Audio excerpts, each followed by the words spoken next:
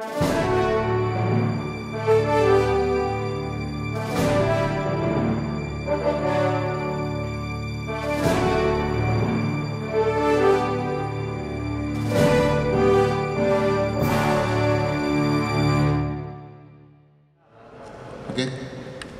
Bismillahirrahmanirrahim. Assalamualaikum warahmatullahi wabarakatuh. Selamat sore, salam sejahtera bagi rekan-rekan sekalian. Yang terhormat rekan-rekan wartawan, pada sore hari ini kita bertemu kembali.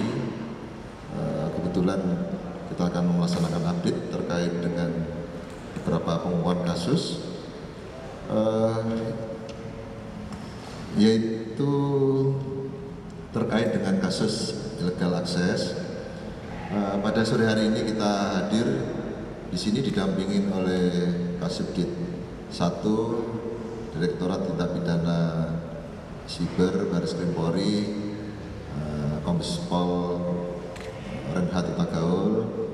Kemudian di sebelah kiri beliau ada Pak Andi Agus Akbar, beliau sebagai Senior Vice President Corporate Secretary Telkomsel. Kemudian di sebelah kanan saya Kasubag Ops Direktorat Tindak Pidana Siber Baris Krim Polri, AKBP Rizky. Rekan-rekan sekalian, sore ini kita berkumpul terkait dengan pengungkapan laporan polisi nomor LPB 0373 Romawi 7 2020 Baris Krim Polri pada tanggal 8 Juli 2020, yang mana pihak Telkomsel sebagai pelapor telah melakukan terjadinya kasus illegal access. Kemudian Direktorat Tindak Pidana Siber Baris Krim Polri, khususnya Unit 2 Subdit 1 telah bergerak, dan alhamdulillah kemarin pada tanggal 9 Juli 2020 telah melakukan penangkapan pelaku di daerah Rungkut, Surabaya.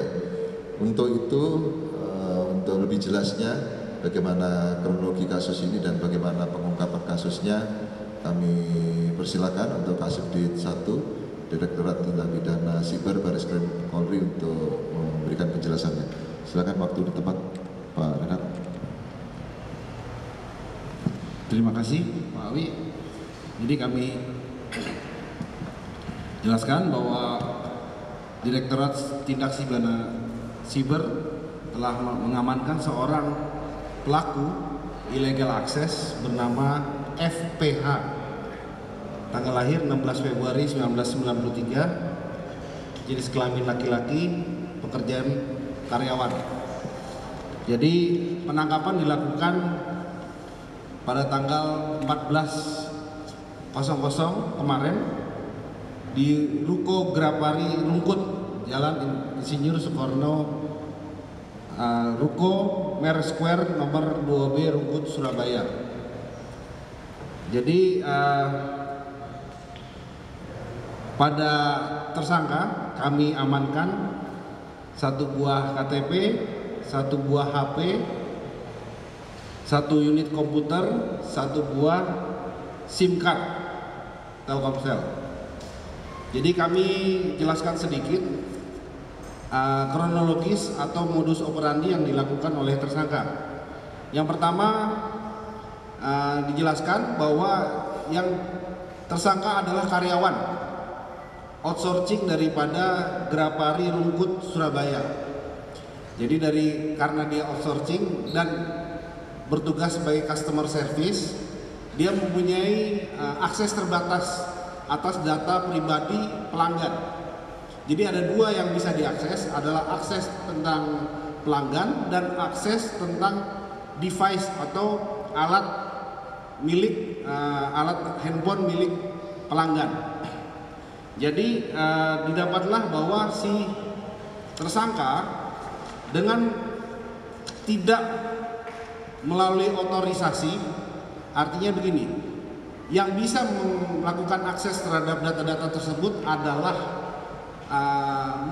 si pelanggan itu sendiri atau permintaan dari atasan. Jadi tanpa ada otorisasi.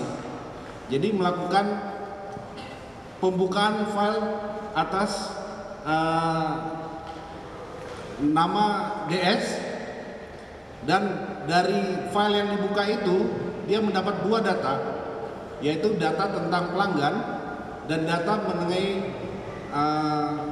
device milik pelanggan. Kemudian data tersebut yang ada itu difoto, di capture, karena memang di capture atau di copy paste tidak bisa di dalam sistem tersebut, di capture. Kemudian foto tersebut dikirimkan melalui DM ke akun Opposite 6890 pada tanggal 4 Juni jam 8 pagi. 4 Juli ya, saya ulangi, 4 Juli jam 8 pagi. Jadi atas perlakuan ini dipostinglah sesuai ini, ada data pelanggan yang di Twitter akun Opposite 6890 seperti demikian. Namun demikian, yang tertulis di sini adalah diketik kembali. Jadi ini bukan hasil capture yang asli, diketik kembali oleh pemilik Twitter account ini dan disebarkan. Nah, itulah yang menjadi evidence buat kami. Kepada tersangka, kami persangkakan pasal 46 ayat 1 ayat 2 dan ayat 3 junto pasal 30 ayat 1 dan 2 dan ayat 3, atau pasal 48 ayat 1 2 3 junto pasal 32 ayat 1 2 Undang-Undang Nomor 19 tentang perubahan atas Undang-Undang Nomor 11 tahun 2008 tentang informasi dan transaksi elektronis, atau pasal 50 Undang-Undang Nomor 36 tahun 1999 tentang telekomunikasi, dan atau pasal 362 KUHP, atau pasal 95 Undang-Undang Nomor 24 tahun 2013 tentang perubahan atas Undang-Undang Nomor 23 tahun 2006 tentang administrasi kependudukan. Ancaman pidana paling lama 10 tahun penjara atau denda paling banyak 10 miliar rupiah. Demikian. Terima kasih. Demikian rekan-rekan sekalian, sudah kita dengarkan sama-sama apa yang disampaikan kronologis kejadian sampai pengungkapan kasus ini terkait dengan illegal access. Kemudian di sini kita hadirkan juga pelapor dari Telkomsel. Kiranya Telkomsel nanti bisa menjelaskan bagaimana kejadian ini dan apa-apa yang tindak lanjut yang akan disampaikan oleh langsung Pak Andi. Silakan Pak Andi. Terima kasih. Selamat sore Bapak-bapak dari media, Pak Awi dan teman-teman dari Reskrim. Jadi setelah ada ramai-ramai dari Telkomsel mengadakan investigasi kenapa ini terjadi, kita mengenali ada akses tanpa hak dari salah seorang karyawan outsourcing di Grapari Rungkut. Untuk itu pada tanggal 8 kami membuat laporan ke Direktur Cyber Mabes Polri untuk ditindaklanjuti sesuai perundang-undangan yang berlaku. Jadi yang kedua, tentunya kami melalui media ini kami mohon maaf kepada Bapak DS atas ketidaknyamanan ini, dan dari manajemen Telkomsel berusaha selalu memastikan keamanan dari data pelanggan yang ada pada kami. Jadi itu yang kita berusaha terus. Ini pelajaran bagi kami.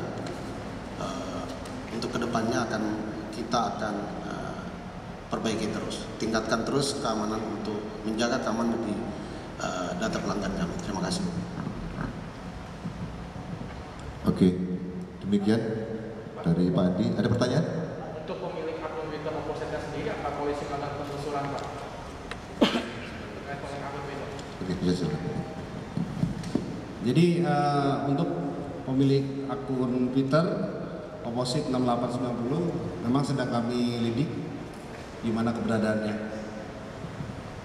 Kemudian kami tambahkan motif dari tersangka FPH.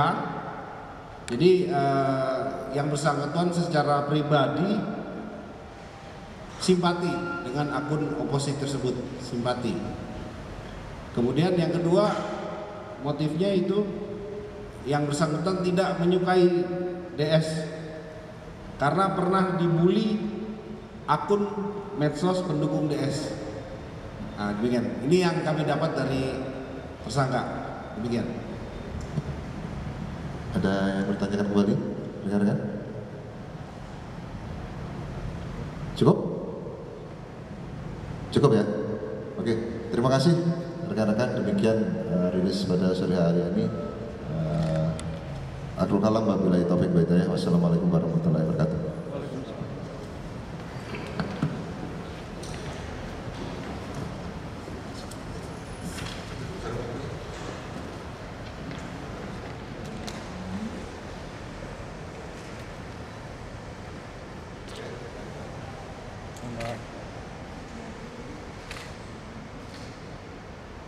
Jadi,